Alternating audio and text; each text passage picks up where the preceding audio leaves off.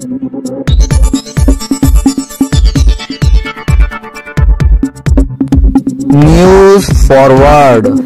Forward channel में मैं शेख साबिर आपका स्वागत करता हूं। आज़ाद मैदान मुंबई से बड़ी खबर।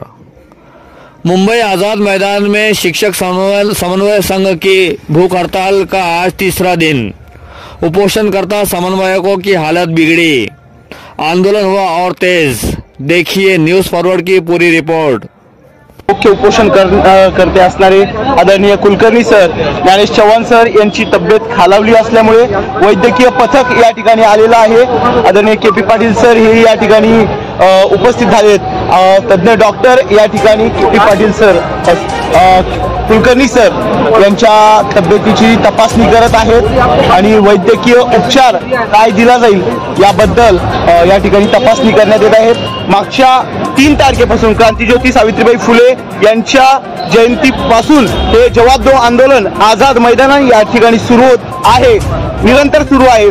शिक्षकांच्या हक्कासाठी जवाब दो आंदोलन करणारे आदरणीय कुलकर्णी सर, आदरणीय Dnyanesh Chavan sir, KP. Patil sir, जवळपास 5 आपले समन्वयक आहेत, ते आंदोलन करतात, आमरण उपोषण करतात। 2 महिला भगिनी त्यांना सकाळीच ऍडमिट करावं लागलं आणि या उपोषणकर्त्याची सुद्धा तब्येत ही खालावली असल्यामुळे डॉक्टरांचं पथक हे या ठिकाणी Kulkarni sir, Dnyanesh Chavan sir, Jodare sir यांची तब्येतीची काळजी घेण्यासाठी किंवा त्यांची वैद्यकीय तपासणी करण्यासाठी या ठिकाणी उपस्थित झालेले आहेत आणि पुढील तपासणी ही या ठिकाणी सुरू झालेली आहे।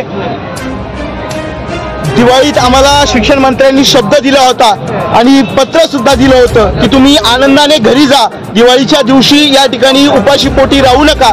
शिक्षण मंत्र्याच्या शब्दाला आम्ही जागलो, त्यांनी दिलेल्या वचनाला आम्ही विश्वास ठेवला, परंतु शिक्षण मंत्री जेव्हा वचनपूर्ती करण्याची वेळ आली त्यानंतर शिक्षण मंत्र्यांनी आपला शब्द हा महाराष्ट्राच्या विधानसभेत फिरवल्याचं चित्र जाणून आलं आणि त्यामुळेच जवाब दो आंदोलन हे या ठिकाणी शिक्षक समन्वय संघाच्या वतीने आझाद मैदान मुंबई या ठिकाणी सुरू आहे आणि उपोषणकर्त्याची जी तब्येत आहे ती आपण बघू शकतो। त्यांना सपोर्ट करण्यासाठी महाराष्ट्रातून सर्व शिक्षक बंधू भगिनी हे मोठा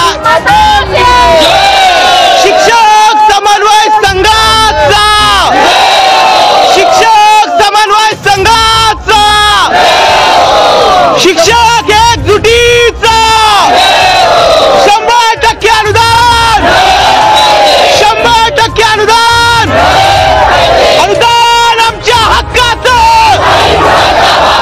अनुदान आमच्या हक्काचं, अनुदान आमच्या हक्काचं, 100% अनुदान, 100% अनुदान, 100% अनुदान, 100% अनुदान। मित्रांनो, खऱ्या अर्थाने तन मन आणि धनाने हे आपले शिक्षक समन्वय संघाचे मुख्य शिलेदार हे आझाद मैदानावरील आपली लढाई लढताना आपल्याला दिसून येत आहे। आदरणीय के.पी. पाटील सर ज्यांची सगळेच आम्ही शिक्षक वाट पाहत होतो, तेही आपल्या मित्रांच्या साथीला या लढ्याला अजून बळ देण्यासाठी आझाद मैदानात उपस्थित झाल्याचं चित्र आपल्याला दिसून येत आहे। ज्ञानेश चव्हाण सर जे मागच्या अनेक दिवसापासून ही लढाई लढत आहेत, त्यांची ही तब्येत खालावल्याचं चित्र आपल्याला या ठिकाणी दिसून येत आहे।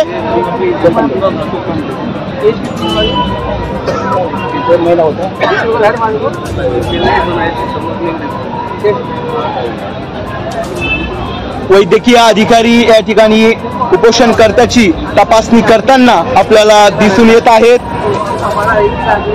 कारण ही लढाई महाराष्ट्रातील 63,000 शिक्षकांची लढाई आहे। वेळोवेळी आंदोलन करून केवळ खोटी आश्वासनं देऊन, भूलथापा देऊन या शिक्षकांना आझाद मैदानात पुन्हा पुन्हा यानं भाग पडतंय।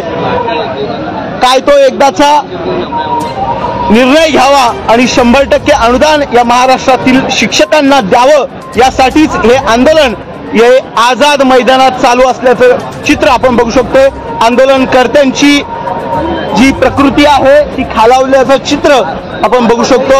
यात Kulkarni sir, Jodare sir, Dnyanesh Chavan sir आणि 2 महिला भगिनी ज्या आंदोलन करत होत्या त्यांची ही तब्येत खालावली असल्यामुळे त्याही दवाखान्यात गेलेल्या आहेत आणि सध्या जे उपोषणकर्ते आहेत त्यांची तब्येत या ठिकाणी वैद्यकीय अधिकारी तपासत आहेत. मित्रांनो, हा लढा उपाशीपोटी लढणारे समन्वयक या ठिकाणी आपल्या जीव मुठीस धरून, आपला जीव वेठीस धरून आपल्याला अनुदान मिळावं यासाठी आझाद मैदानात लढाई लढत आहेत. घरी बसलेल्या हा व्हिडिओ पाहत असणाऱ्या सर्वांना विनंती आहे, कृपया फक्त घरी बसू नका. इथं महिला भगिनी सुद्धा मोठ्या संख्येने आझाद मैदानात उपस्थित आहेत. त्या जर अगदी गडचिरोली, वाशिम एवढ्या दुर्गम भागातून या ठिकाणी उपस्थित राहू शकतात, तर आपण पुरुष आहोत. आपल्याला आपल्या सगळ्यांनाच, आपण शिक्षक आहोत, विद्यार्थ्यांना आपण ज्ञानदान करत असतो, त्यांना स्वाभिमान शिकवत असतो. परंतु 10-10, 12-12 वर्षापासून जर आपल्याला पगार नाही, तर खरंच आपल्याला शिक्षक म्हणवण्याचा अधिकार आहे का, हा प्रश्न निर्माण होतोय. त्यामुळे सर्वांना नम्र विनंती आहे, आपण सर्वांनी कुठलीच वाट न पाहता आझाद मैदानाची वाट धरावी. कारण तो एकमेव असा मार्ग आहे जो आपल्याला आपल्या 100% अनुदानापर्यंत घेऊन जाऊ शकतो. मोठ्या संख्येने शिक्षक बांधव हे या ठिकाणी आझाद मैदानात उपस्थित असण्याचं चित्र दिसून येत आहे.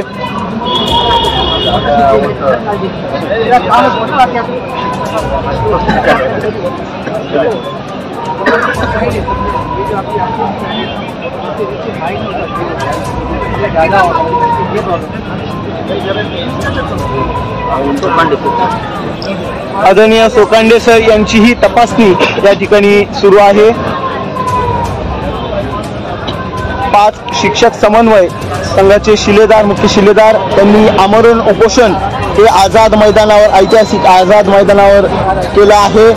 त्यांच्या प्रकृतीची तपासणी या ठिकाणी वैद्यकीय अधिकारी करताना दिसत आहेत. शिक्षक समन्वय संघाचे सर्वच मुख्य समन्वयक आणि महाराष्ट्रातून आलेले सगळे शिक्षक बंधू भगिनी हे या ठिकाणी उपस्थित आहेत.